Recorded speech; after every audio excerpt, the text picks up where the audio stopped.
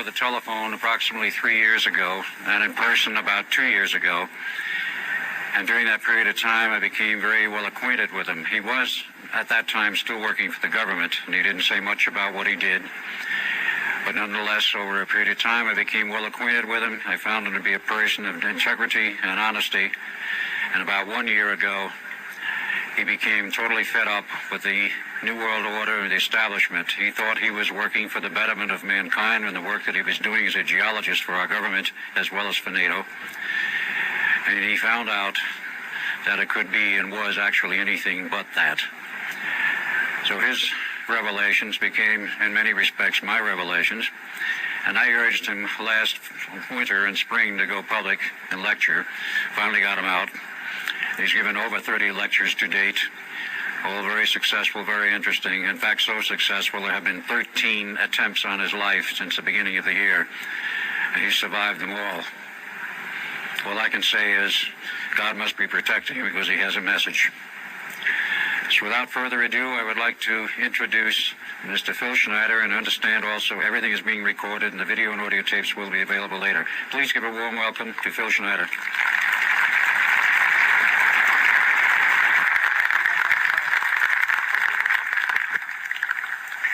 Thanks, Al. I guess I can always start off by saying loose lips sink ships. That's almost a pun anymore. I'm Phil Schneider. I worked 17 years for the United States government as a geologist and aerospace engineer as well as a structural engineer. I worked for such elusive occupations with Morrison Knudsen, Bechtel, Page & Page, Aerospatiale of France, and a host of other, EG&G and a host of other, Los Alamos Laboratory and these kind of things. But rather than bore you with all those statistics, I've got cooked up a real mixed bag here of different topics, and it's might be a little bit like brain overload, but I'll start from the beginning. Now, like I said, I worked 17 years, co-invented methods of shape charge blasting as well as laser rock deflagration, which means rock is literally melted or powdered by a special maser-laser combination, and the residue of the rock underneath is applied as a coating, as a liquid coating, kind of like instant agate, if you could imagine a hunk of agate, which is a hard silica mineral, rock actually. But up here we have another topic. This is an area to where I worked.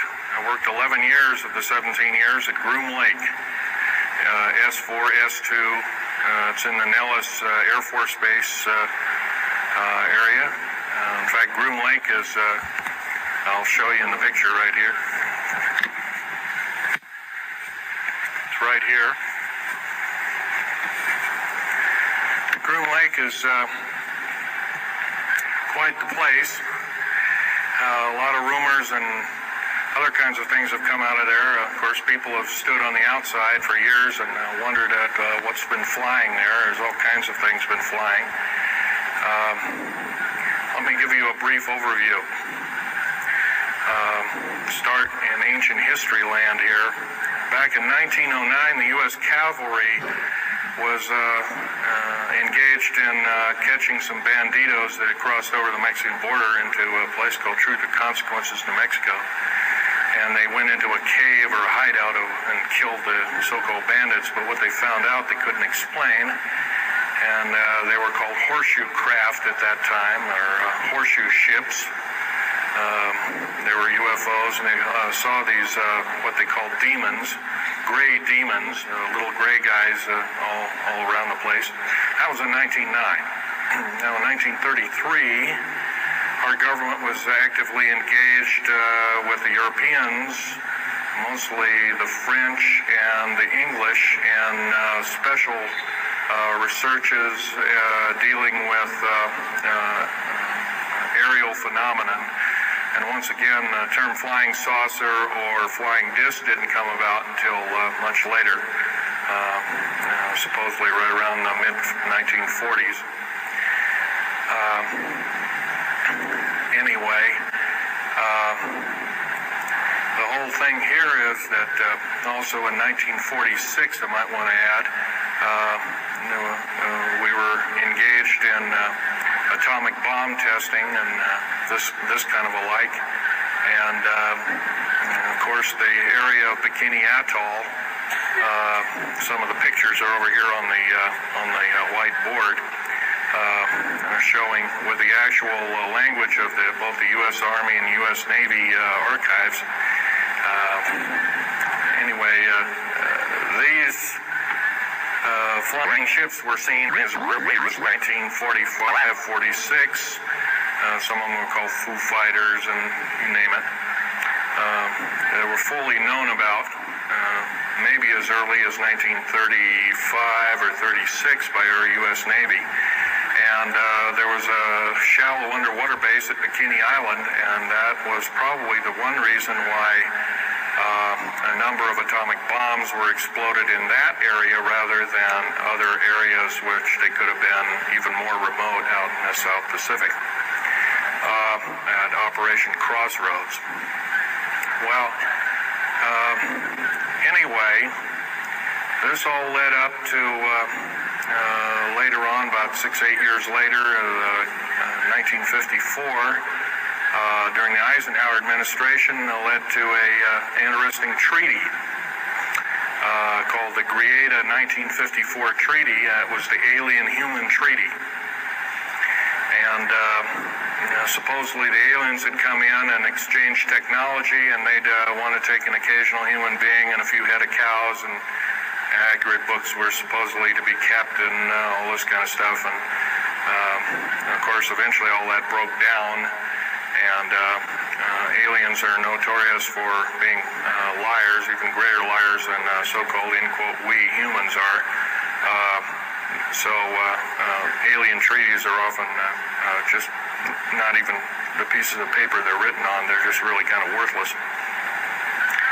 Anyway, my work as a geologist in building underground military bases, some of which are over 2 miles underground.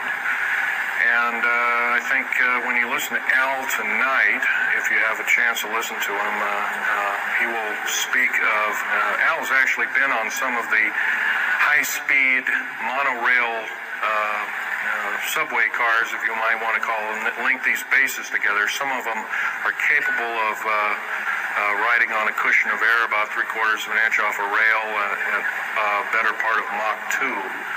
And he's actually been on one of these trains. I've only been in one of the tunnels and helped build some of the tunnels. Incidentally, I helped work on 13 deep underground military bases. Had hands-on experience.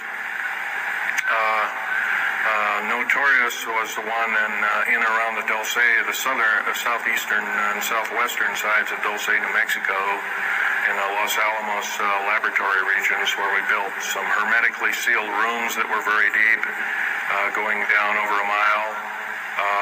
We also built additions onto Groom Lake and S2 and S4 complexes. There are a total of 9 underground. They're called DUMBs. Like, you can learn a lot from this dummy, but DUMB stands for Deep Underground Military Base. And or a deep underground, DUM 2, for instance, is a submarine base, and I have built a few of those too, which are off our continental shelves and then certain islands and out in the Atlantic and the Pacific in strategic locations. All this can hardly, in an hour's time, I can hardly squeeze all this in. So I'll be kind of rambling here if you just bear with me. The main topic of my discussion here is to link up basically what's going on with these deep underground military bases, what they're being used for, what is the present situation now being employed both by our federal government, which is slowly being phased out by the United Nations government, as well as the New World, end quote, the New World Order, which is an even higher entity, and who these higher entities are taking their orders from, and try and link up basically what's going on. A lot of us have been kept in the dark. We've been given, maybe most recently over here, photographs of an alien at Roswell. I'll just make a very brief statement about that. The photographs cannot stand up to a computer grain analysis test and therefore are retouched or faked. They're not real. The real one, the real photograph of the charred or dead alien that was one of the several that were autopsied is over here, was given to me by a friend by the name of Skip Fromback of Seattle. And his father worked as one of the principal doctors. He was from Germany at the time, and worked on some of the autopsy material, from what I understand, along with other people. Anyway, you just can't believe everything, and that goes for me. You got to get out there and do your homework. Like I always say, you might don't put your spectacles on, you put your skepticals on when you listen to me. So if we can have a show of hands here, how many people have heard about Roswell, New Mexico? Very good, almost all. And how many people have heard about the black helicopters and the other kinds of flying saucers type equipments out at Groom Lake and other places? Very good. Well, this obviously is a nice enlightened audience. Most of you have probably seen what a black helicopter is, or maybe even gotten rare glimpses of an F-117A black jet, or stealth, as they're often called, or a B-2 bomber, B-1 bomber, or some of these other sophisticated aircraft that are now being touted as the new technology. Once again, where did we get this new technology? Well, obviously we've had a little hand in that. Our little alien so-called buddies, have kind of exchanged things, not without a great cost. The cost of which has been a lot of people have disappeared. Some, and I'll blow this statistic by you. There's, according to current FBI and Defense Intelligence Agency and CIA statistics, 100,000 children and 1 million adults disappear every year. And these are not kidnappings or murders or rapes or suicides or anything. Totally unaccounted for. And where are these people going to? Nobody knows. Maybe one of us in this room or somebody has encountered such an individual and lost a loved one or a friend or something, and that's unfortunate. My best friend, Ron Lee Rummel, several years ago got himself murdered because we dared to put out in print, at that time I was still working for the government, and so was he, we dared to put in print that the so-called the Strategic Defense Initiative, or Star Wars, is part of the New World Order and takes its actions. It was originally written as a kind of a spoof or a joke. We had one of these alien greys dressed up and had New World Order insignia on, and of course that wasn't taken very nicely, and my friend got himself murdered. It was called a suicide, but now it's been turned over to special authorities who now acknowledge it was a homicide. Other than that, I'd like to also mention something about my father. My father was a U-boat captain in Hitler's Navy, and he got captured and taken over I didn't find this out until about 2 weeks before he died on his deathbed. He kind of told everybody in total shock. I was one of them.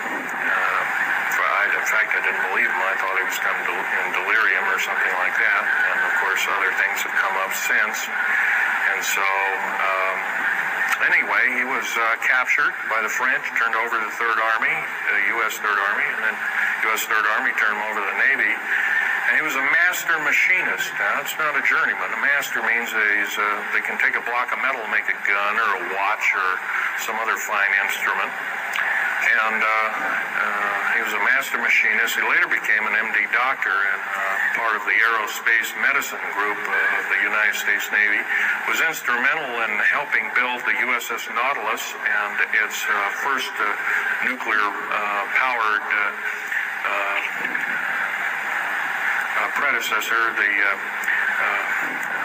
Enterprise, the first nuclear-powered aircraft carrier, and other ships like it. He pioneered all the ways in building very small and miniature nuclear engines, and he even helped work later on in his life. He helped develop the infamous grid bed nuclear motor, which is now employed in some things that look like flying saucers that people claim are flying saucers. Yes, we, in quote, the United States Air Force and other armed forces, are training other European forces to fly unidentified, or now identified, or, in quote, flying saucers. We've actually built several prototypes that are flying under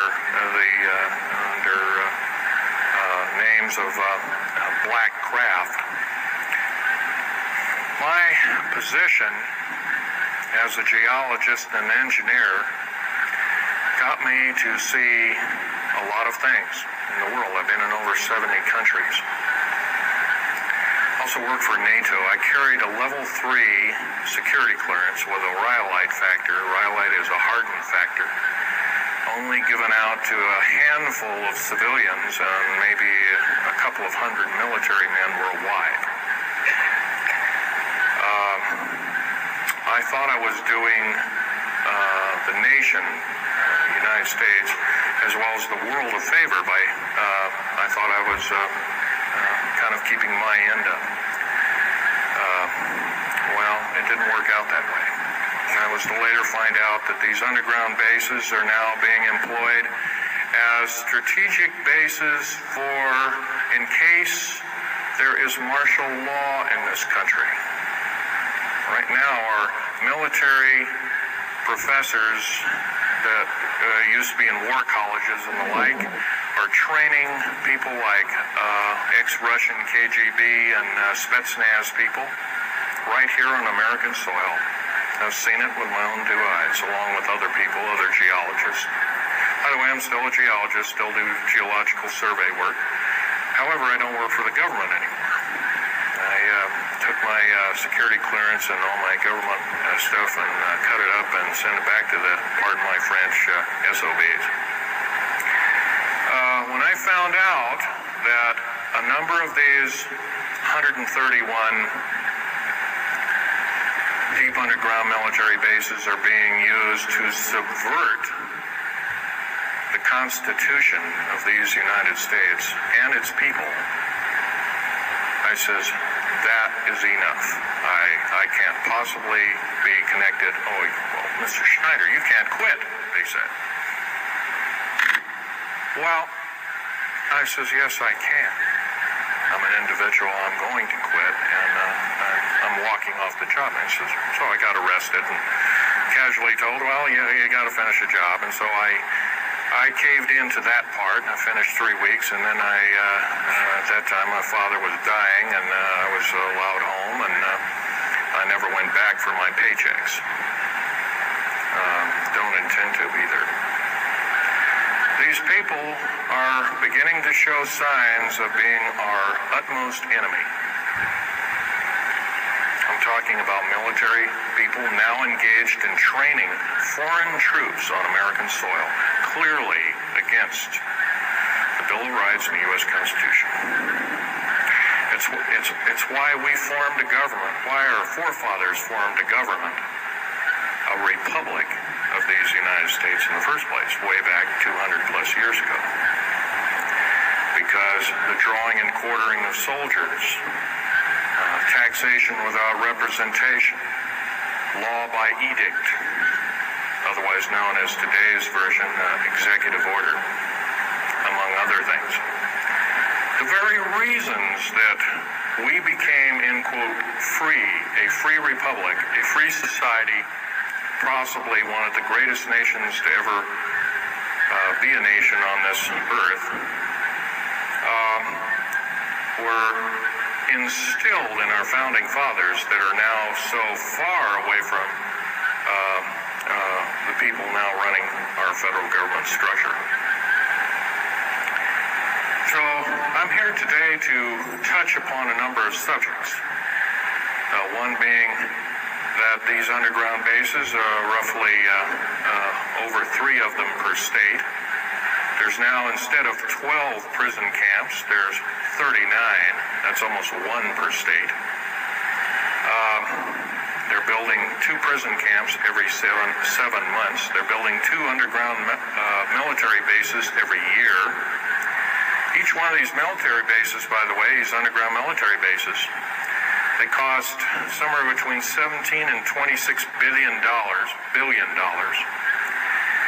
They employ 1,800 to 10,000 workers each in varying grades of skill.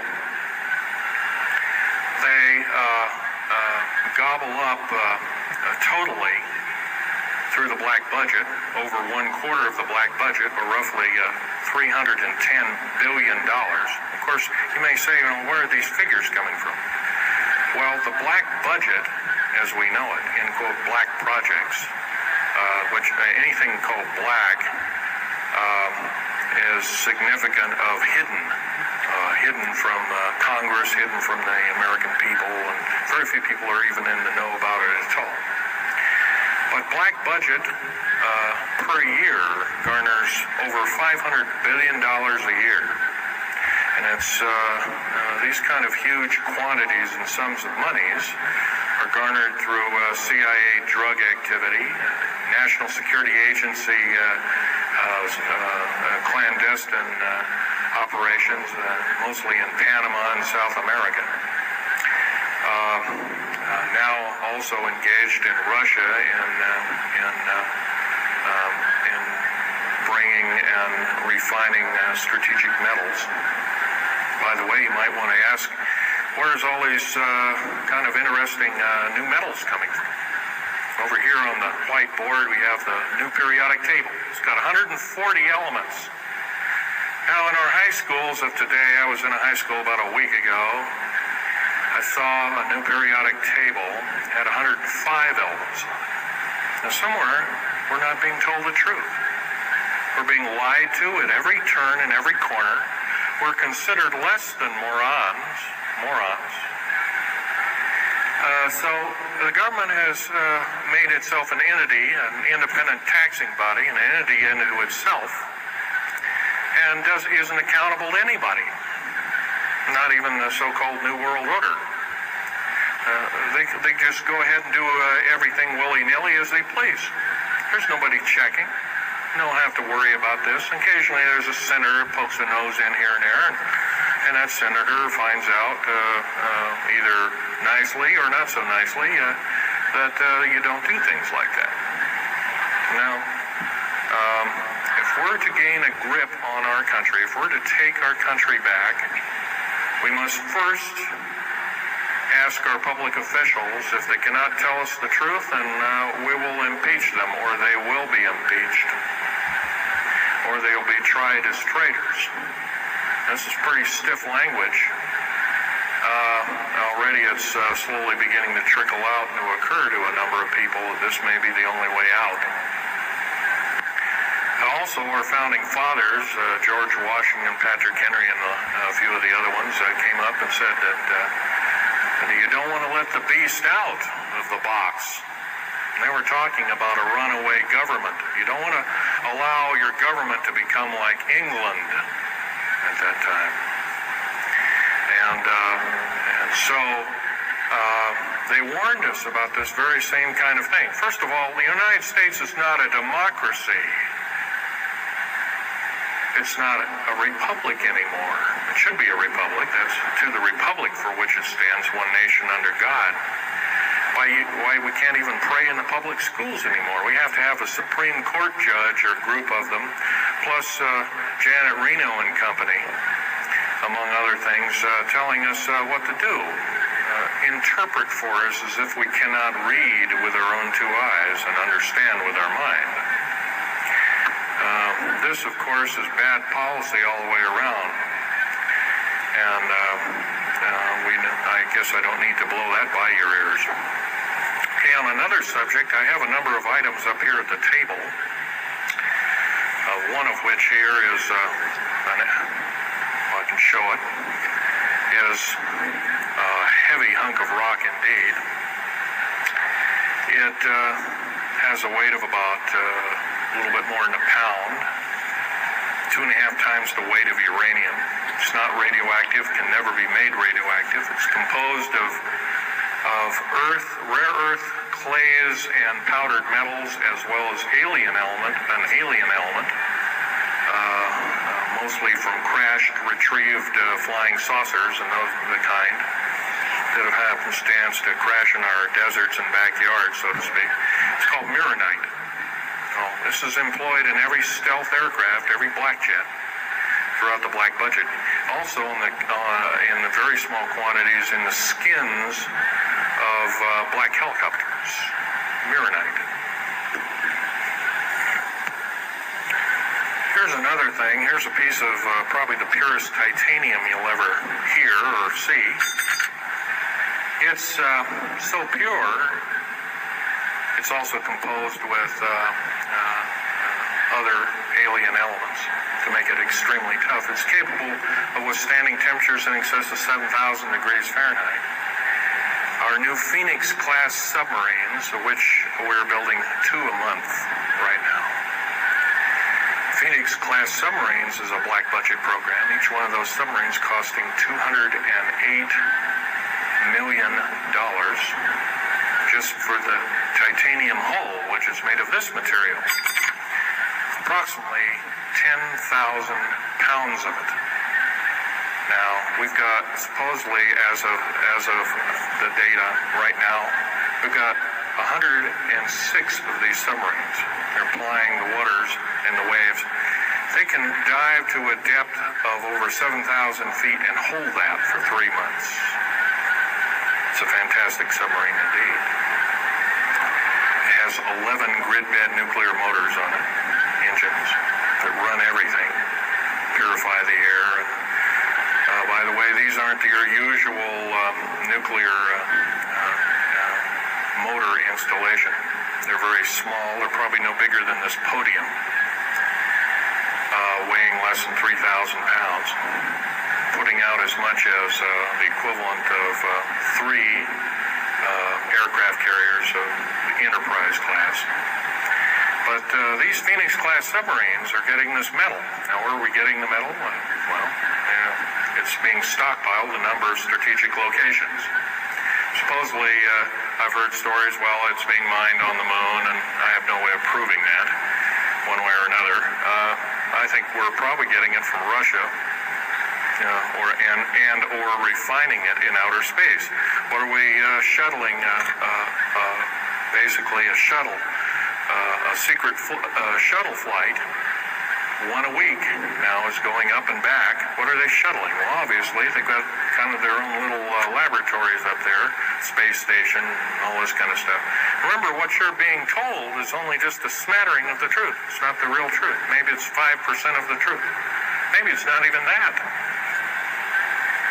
You can rest assured you're not getting much. Another strategic metal is this particular bar with some strange crystals on it, the scalenohedral crystals of niobium, titanium, rhenium, copper oxide. This complex group of elements, not found on the Earth in specific quantities. This was developed at Los Alamos through EG&G and other outfits. Are employed in all black jet aircraft, all of them, including the, in quotes, sport model, the little flying saucer we occasionally see over at Groom Lake. And by the way now, if we happen to be with a video camera, taking pictures of the so-called area around Groom Lake, it's now, you can get your equipment confiscated, your car, your house. You're considered the same thing as a drug dealer, and you'll go to jail for 5 years, up to 5 years, and $1 million fine. I personally don't think this is what I'm hearing. I just don't think that this kind of punitiveness is what we need in America, and we have to get rid of it. Otherwise, we're going to die with no America. Here's some other elements. Here's a very light element. It's composed of lithium metal, as well as a alien element, a little heavier than hydrogen, but a little lighter than helium, also employed in this. It's used in secretive methods of propulsion, and it also is in a peculiar scalenohedral crystalline form. And anything scalenohedral, and by the way, a scalene triangle is no side is equal to another side. The scalenohedral metallic crystalline structure is definitely alien element, or alien technology converted over to our own technology. These were given to me about a year ago. They're called alien or aurora drops. It's supposedly the skins of the black jets, some of the ones that are coming in at very high rates of speed. They're still glowing red hot, white hot, and they'll sit out there and cool off, and they're dripping their material off of them. And it's kind of like a rubberized coating. It's not rubber, I can tell you that. This is hard as lava rock or harder, capable of withstanding tremendous temperatures, but nonetheless, some of it sloughs off every time, and so they just kind of scoop it up and throw it in the trash can. There are a few pieces of it. Here's one of the hardest so-called man-made rocks. Once again, it's got a number of alien counterpart. It's got an alien crystalline structure to it, very advanced. It's about 11 times harder than a diamond, about 70 times stronger than a diamond, capable of standing temperatures in excess of 10,000 degrees Fahrenheit. It is employed as very thin coatings or windows, tiny windows in hypersonic aircraft that exceed Mach 5. Here's an interesting artifact. Right here in this hunk of rock, which by the way was an old 100,000-year-old chipping tool found in Syria, Jordan rather, excuse me, is a imprint of, it looks like a fossil, but it's not. It's an imprint of a small mechanical part with exactly 360 kind of little rotor blades. Well, this rock is 220 million years old. Who was making machines 220 million years ago? Maybe Von Däniken was right after all, huh? Here we have a actual piece of agatized fruit, or it's similar to a lime. It's even been pecked by a bird at one time, and that's still there. So it was instantly turned to agate. It is the same agate or chemical structure as material found at Hiroshima and Nagasaki after the A bombings in World War II, where grasses and flowers and petals of flowers and other kinds of things were instantly petrified, turned to agate. It is the same identical crystalline structure. However, this particular piece is about 20 million years old, and it's still got its original green coating, and it's basically unchanged. Perfect condition. Likewise, here's a garlic plant about somewhere between 20 and 35 million years of age, and once again it's got that same pink agate coating. And here are some pieces of the metal skin from the crash disk at Roswell. It was given to me when I was 14 years old. My father was visiting one of his old friends in the Navy archives, as well as he was in the Royal Navy in England. And I, as a 14-year-old boy, I says, "Gee, Dad, can I ask Johnny something?" "Oh, go ahead, ask him. Get anything you can from him," that kind of thing. I says, "Well, gee, Johnny, well, do you think I can have a piece of this metal?" "Oh, no, you can't have that." And I says, "Oh, give it to the kid. What the heck? He won't have it very long anyway." Well, I've had it all this time. It's kind of a unique thing. They were able to break the skin of that craft, by the way, by dropping it into a bath of liquid nitrogen, hitting it with a mechanical or hydraulic hammer, and it shattered into little bits. And it was later analyzed and adapted for our own technology. All these artifacts are fine, but once again, the main part of this talk is, where's it all leading to? We get very little spin-off to where any of this is leading to. Occasionally we'll get a new computer, or maybe a quartz watch, or some little trinket, kind of like giving the Indians beads a couple hundred years ago. Well, we're getting these little spin-offs. But the black budget still rolls on, garnering up over $1 trillion every 2 years. It's somewhere between 1.023 trillion and 1.31 trillion dollars every 2 years. And every year it goes by and the black budget is unchecked, unaccounted for, it's just subverting our country. That's number one. Number two is that these underground military, first of all, if there was something like a nuclear war or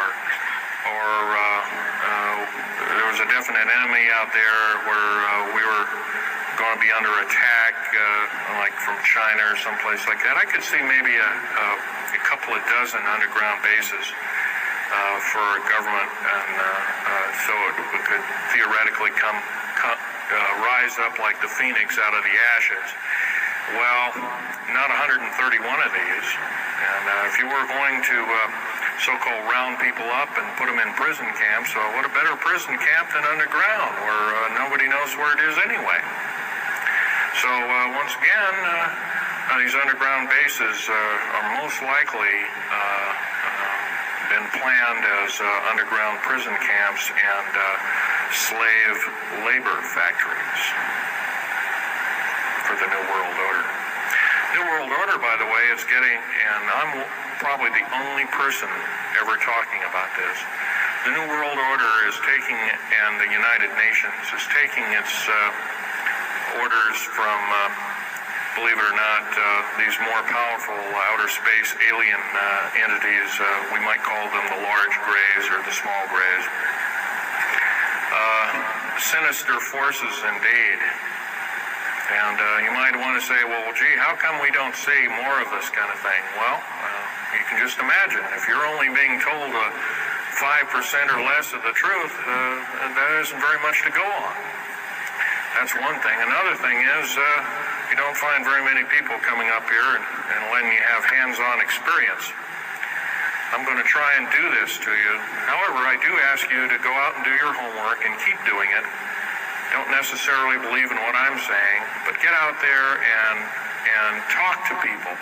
Whether it's just a couple neighbors or friends or something, get out there and talk. Because one will tell two and two will tell four, and then pretty soon you have a whole room full of people that are in the know. And then from there, wonders can work. Other than that, as far as changing the black budget, these clandestine programs, public opinion is only going to be that, going to do that, and it's going to take millions of us. But we have to be informed. And to do that, we have to be doing what we're doing now, gathering and talking.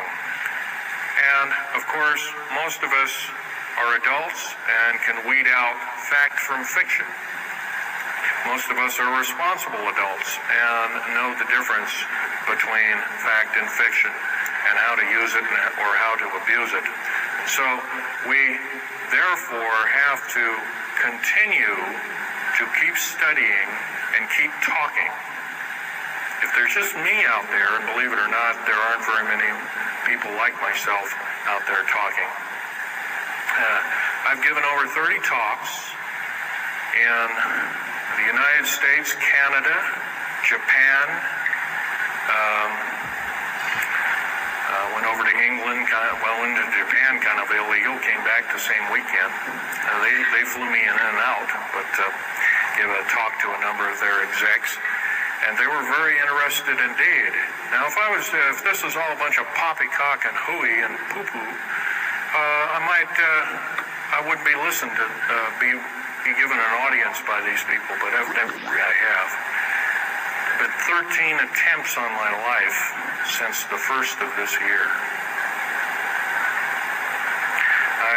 There's a number of you ladies present, so I won't gore you out, but Al has seen some of the wounds, and there's a few other people that have been to a few of my other lectures, and they can attest that I have been shot.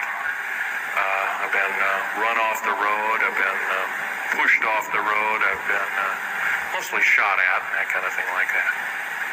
But been in hand-to-hand combat with some of these people, and once again, I'm not in the best of shape anymore, but I still know how to handle myself. And I'm just about ready to wrap things up here, but just basically wanted to give you an overview of what's happening. And if we have any questions, we can start asking a few questions. Okay, here's a gentleman way over here. Would you please speak up loud?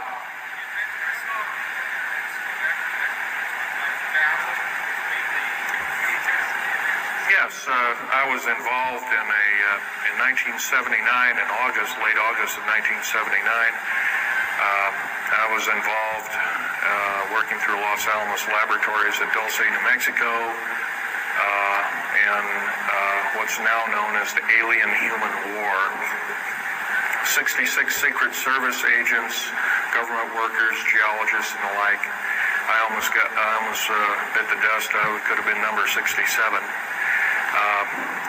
Lost their lives that day because the government lied and knew full well what was underneath. And what we'd done is, out in the desert there, we had drilled in a period of a couple of days, we drilled 4 of these holes that went down several thousand feet. And one of these holes kept bringing up dirty dust and putrefying odors and broken off machine bits and other kinds of things like that.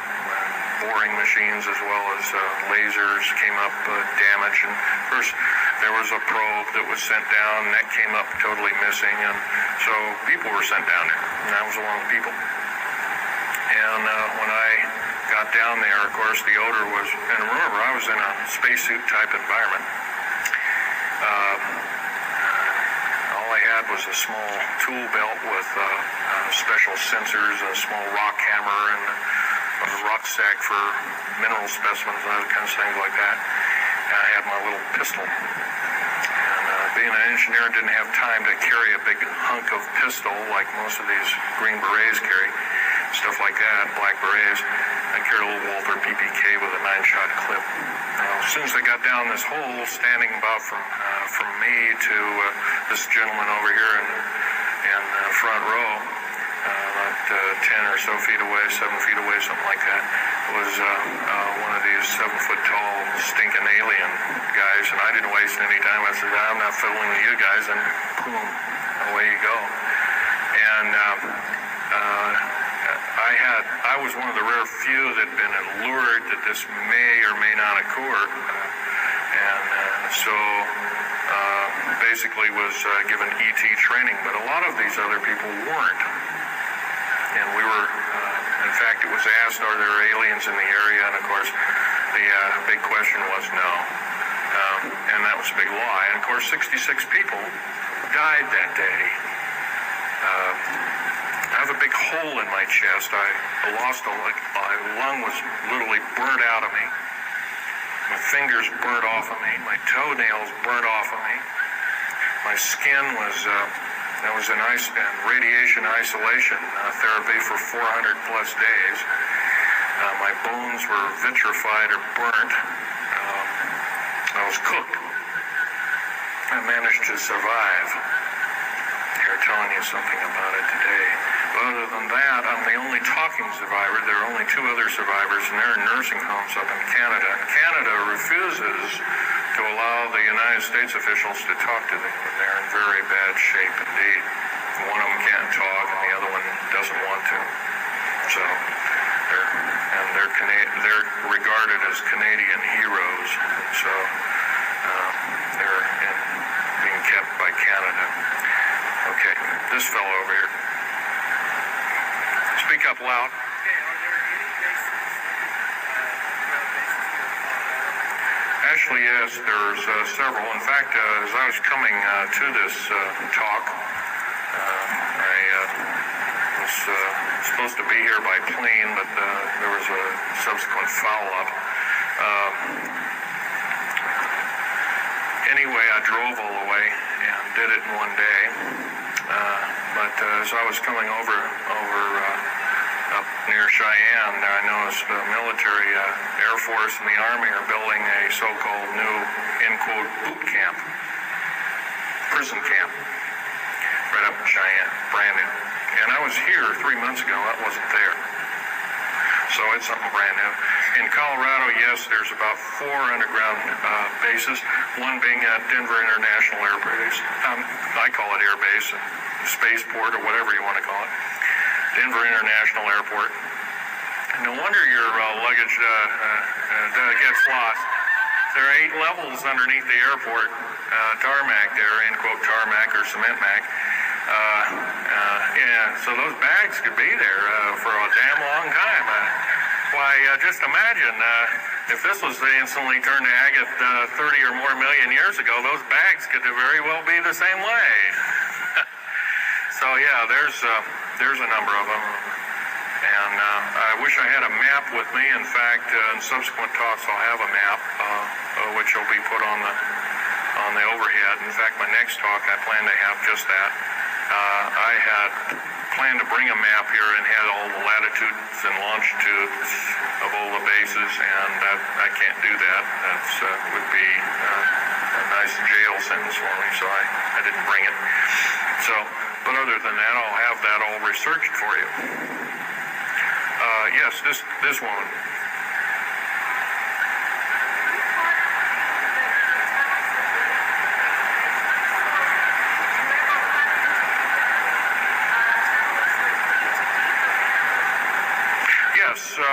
As far as there being an inner earth, a hollow earth or anything like this, no, I've never run into anything like that. However, Al Bielek has been on these tunnel trains at the better part of Mach 2, going from coast to coast an hour and a half, faster than any jet plane that we got, including the SST, or thereabouts, the same rapid speed. But I helped build a lot of these tunnels, and all of the underground mountain or military bases are connected, all of them, all 131 of them. They're connected both by road, not a big freeway under there, but it's at least a 2 to a 4 lane road, rather narrow lanes, but they're there, and they're also high-speed magneto-leviton train tunnels. Yes, this lady over here. Stand up and speak up, please.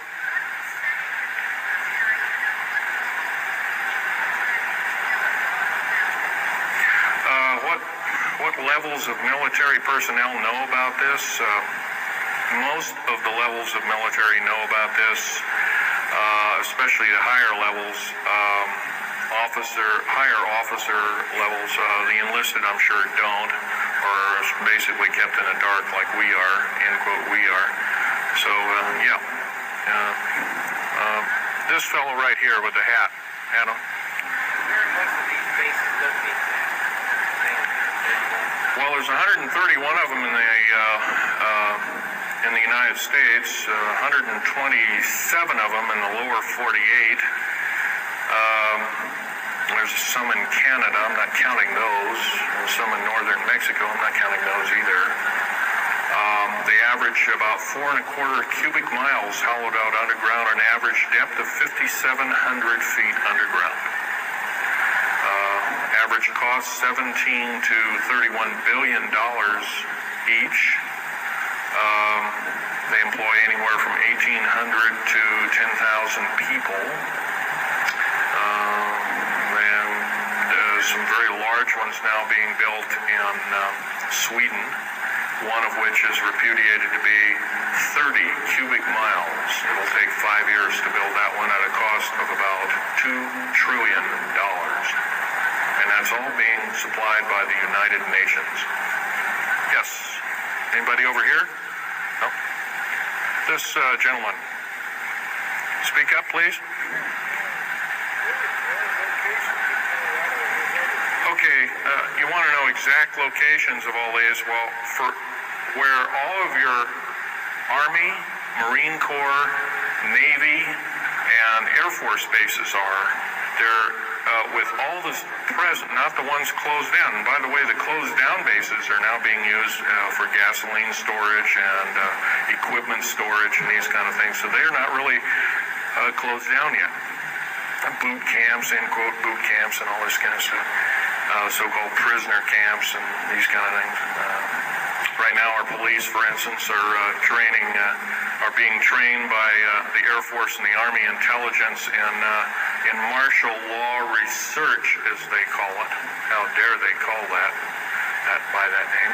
So where these are, they're where every one of these strategic bases are now. In Colorado, in around Denver, there's 3 of them, and they're fairly small. Some of these bases are only maybe 2,000 to 3,000 feet in depth.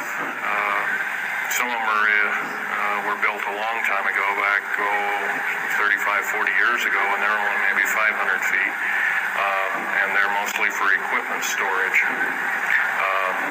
Denver, and then there's Fort Collins. There's also Colorado Springs area has a number of them. By the way, Colorado Springs is kind of a famous area. Nikola Tesla's laboratories were in Colorado Springs, and need I say more? I'll leave that up to Al Bielek. As far as Nellis Air Force Base, there's 9 underground mountain bases in Nellis Air Force Base. That's in Nevada. It's north of Las Vegas. There's going to be a UFO show and conference in Mesquite here later on this month. That's up very close to, in quote, Area 51.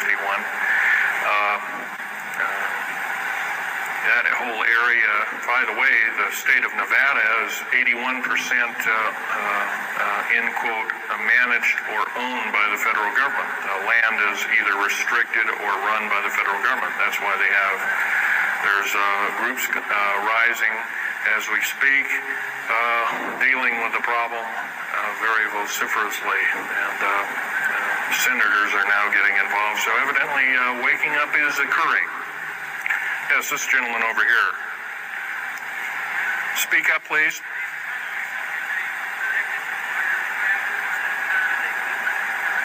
Okay. Yes, they are. The gentleman asked, are these tunnels connected to large caverns? Yes, these large bases are basically like this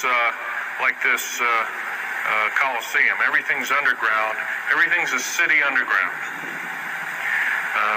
Most of these bases both have military bases, and they have all the accoutrements of life. Remember, each one of these costs quite a bundle of dough, and some of it in our tax money, but most of it in clandestine approaches, and that's definitely undermining the country. Yes.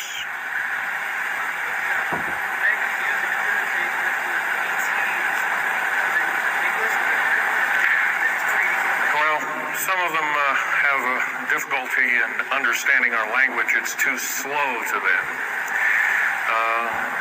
if you've heard whale songs or bird chirpings at high speed, it's about what these aliens sound like audibly to us, so it's a bunch of gibberish. Yes, they've slowly actually broken down. There's 11 prototypes or 11 civilizations of aliens visiting this planet all the time, all of which are known by the U.S. military, 9 of which are not very good indeed. They're pretty bad news. 2 of which are benevolent, but the benevolent ones have supposedly left. They have their own little war of sorts, especially the Pleiadian groups and whatnot like that, of which Val Thor was repudiated to be a Venusian, but other people will alert he looks more like a Pleiadian.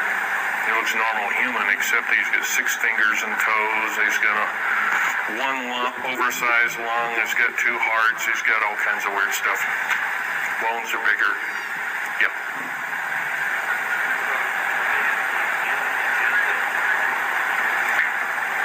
The man asked, do I tie in the alien agenda to the New World Order? Yes, sir, 100%.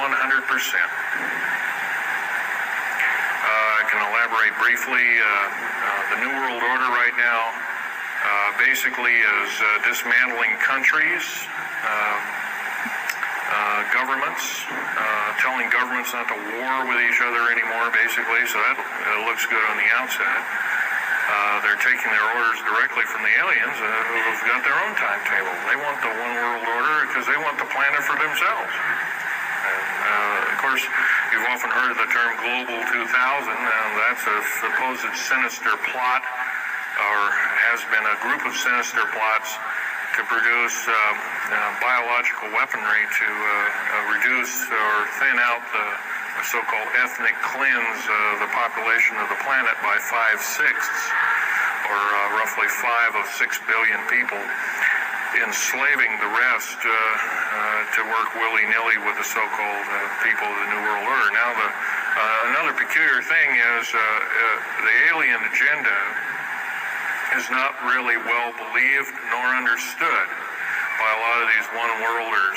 They don't believe it. They think they've been singled out for their own end of glory, and what they don't know is they're just another human being, and according to the negative or bad aliens, they're just another, we're considered bags of food to them.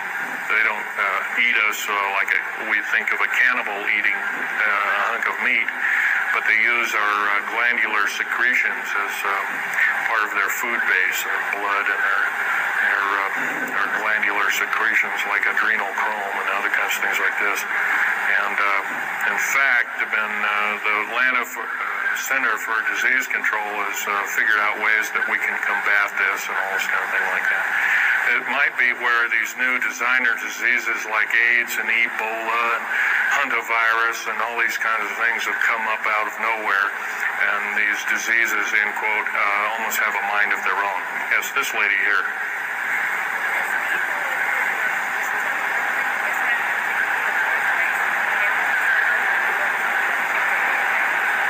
Okay, lady asked, is the tunnel building having an effect with earthquakes?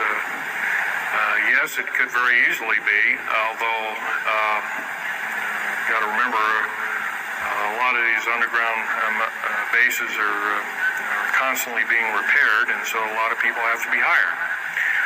As far as the U.S. government, second part of her question was, is the U.S. government modifying our weather? Yes, that's an affirmative.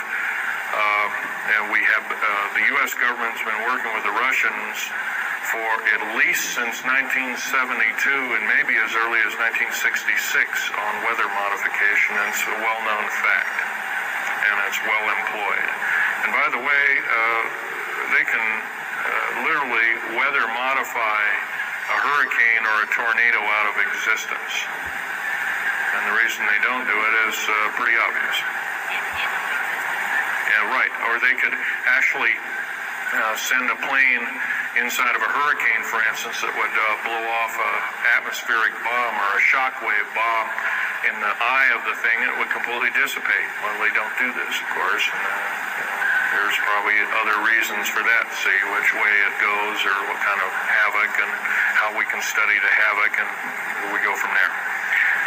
This fellow way in the back in the black. How do we learn more about our general topic? Well, there's this particular fellow, his name is Richard Souter, PhD. He wrote a book recently, Underground Bases and Tunnels, What is the Government Trying to Hide? That is one book. Then we have here's a popular science article, Secret Air Base. The government doesn't want you to know that Groom Lake, supposedly Groom Lake doesn't exist. Well, I guess if it doesn't exist, then me talking about it, I guess I can't be arrested or anything. I'm just full of poppycock here. Well, the editor, one of the editors of Popular Science that put this article out is now in federal prison. Then there's a book that called Stealth Fighter Pilot. These books are available. I got this one at Dalton's. This one actually was sent to me by the publisher. I did some test piloting, and the only thing I test piloted was would run the aircraft back and forth on the runway, the special runways they built at Groom Lake. There's a picture of me in uniform. And I can go on. And these publications are out now, and they're available. Yes, this lady over here.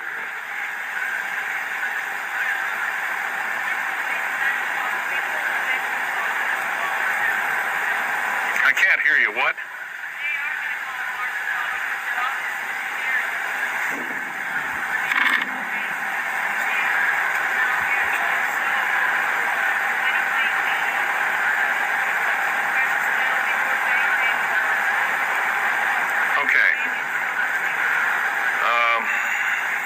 Okay, that's kind of a mixed bag question there.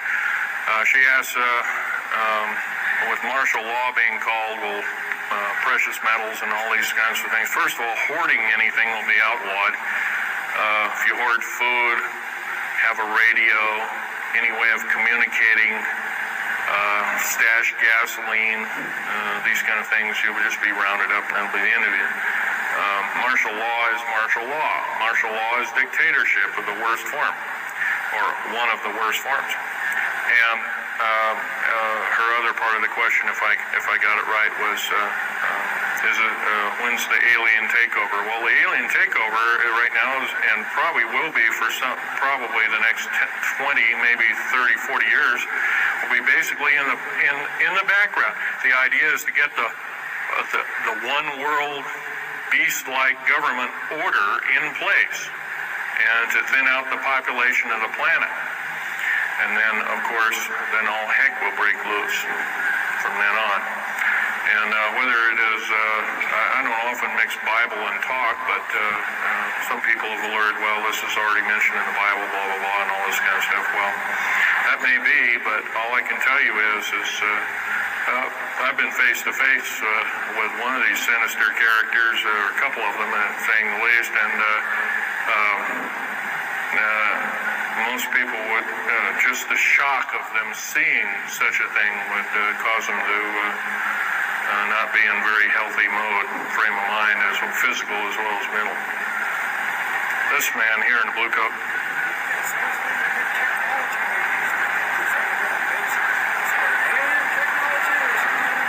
Well, it's a combination. What technology is used to build these underground bases? Well, we have lasers that can drill out, or basically deflagrate or melt out a tunnel 7 miles a day. And that tunnel is 28 feet wide, 28 feet high. You've been told about drilling and boring machines in a very slow, quarter of a mile a day. Most of that went out in World War II. Most of that's all World War I or World War II era materials. And once again, you've been badly lied to. I can hardly believe, first of all, I've worked on public engineering projects, and we do better in grinding up road beds and laying them down at the rate of 4 miles a day, and supposedly that doesn't exist. Well, I worked on one in the state of Oregon just a few months ago, and we built a tunnel for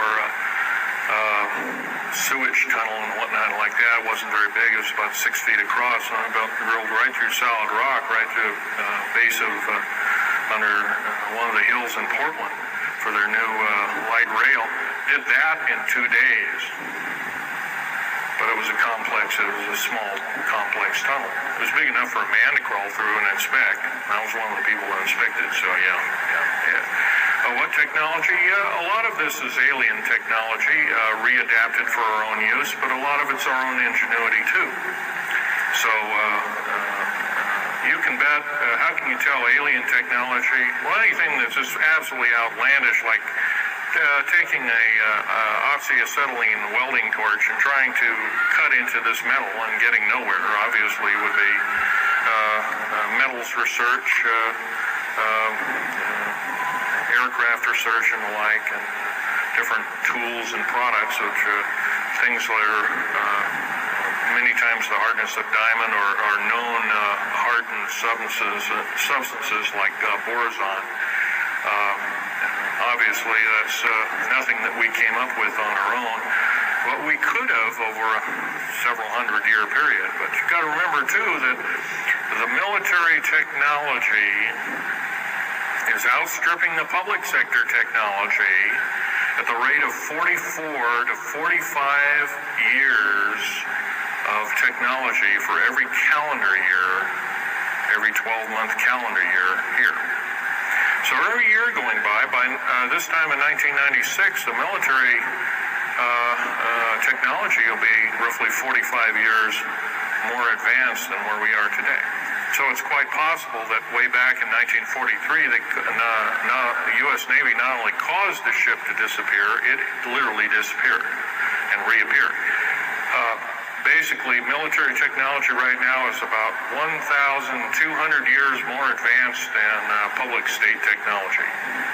And computer technology right now, it's off the scale, I can't tell you. It's just right now, and employing just in black jet and stealth aircraft, the new computers are so completely advanced that we couldn't get them in the public sector for maybe another 40 or 50 years.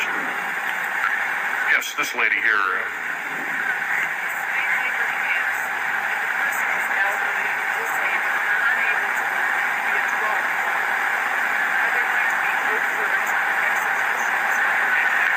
Well, the lady asked with the slave labor camps, the old, the infirm, the handicapped, are they going to be executed, and will there be executions? You can bet your bottom dollar there actually will be these things.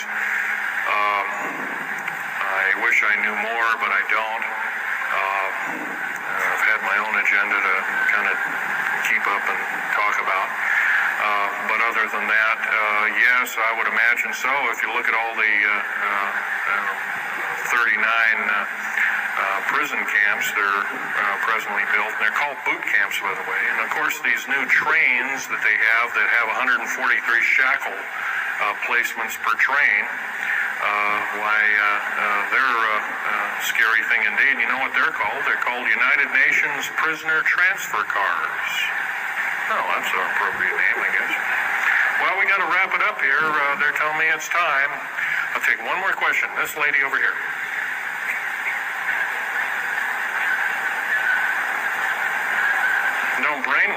They don't brainwash you. How do they brainwash 18,000 people that are working?